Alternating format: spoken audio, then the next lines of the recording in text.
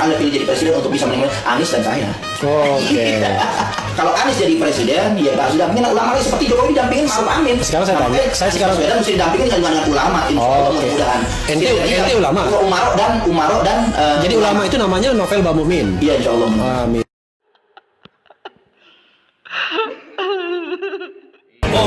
Dasar kadrun. Emang dasar elu kadrun. Kada turun.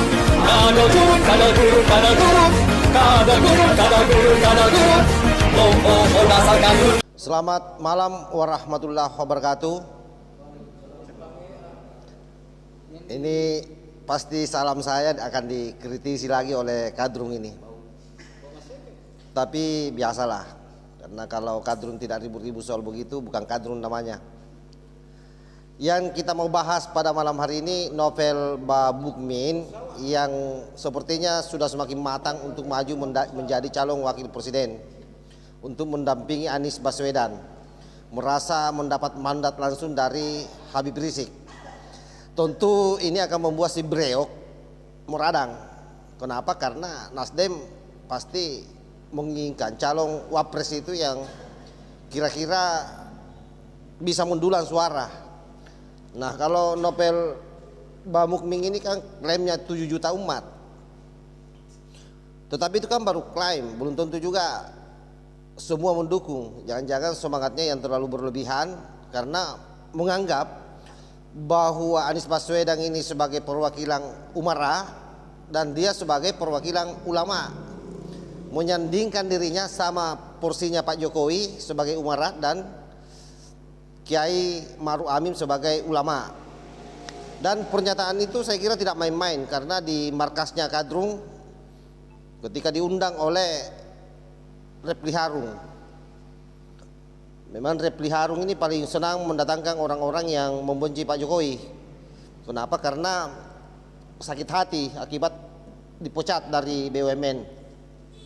Dulu Refli Harun ini pendukung beratnya Pak Jokowi, tapi begitu dipecat, siapapun yang membenci Pak Jokowi itu pasti dia akan undang. Dan kalaupun misalnya orang-orangnya Pak Jokowi diundang ke podcastnya, berusaha menjatuhkan orang itu seperti yang baru-baru dia lakukan pada Ganjar Pranowo. Sayangnya jawaban-jawaban Ganjar justru menohok kembali Refli Harun.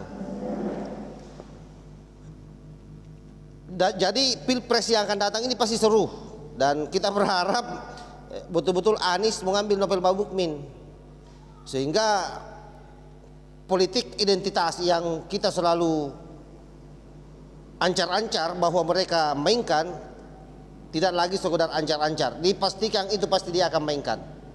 Dan tanda-tanda itu sudah mulai. Ada banyak kejadian-kejadian akhir-akhir ini, termasuk Gusmen sendiri, Gus Yakut itu sudah di framing habis-habisan sebagai menteri yang paling buruk selama ada yang namanya Menteri Agama. Hanya karena persoalan bahasanya Gus Yakut pada saat diundang di podcastnya Deddy Corbuzier. Dan itu sampai trending topik 1 kali 24 jam di Twitter. Katanya Gus Yakut menyandingkan antara budaya dengan agama. Nah, tapi kita-kita ini paham betul bahwa ini pasti lagu lama yang dimainkan oleh para Kadrun ini yang memang sangat membenci Gus Yakut.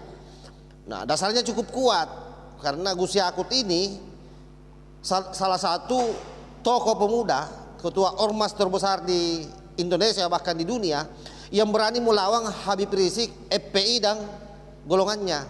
Tidak ada yang lain. Makanya wajar kalau dijadikan sasaran tembak. Apapun yang dilakukan Gus Yakut pasti akan selalu salah di matanya para Kadrun. Oleh karena itu kita yang masih waras mesti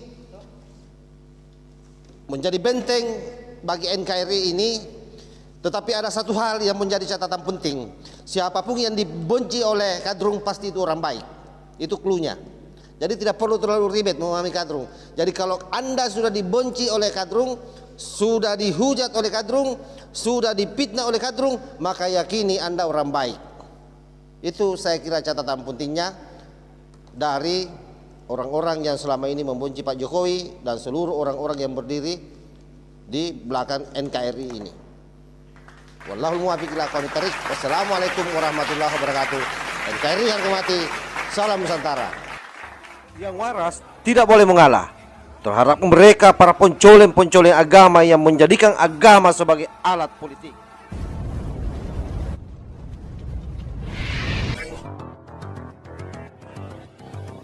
Tanahku yang ku cintai,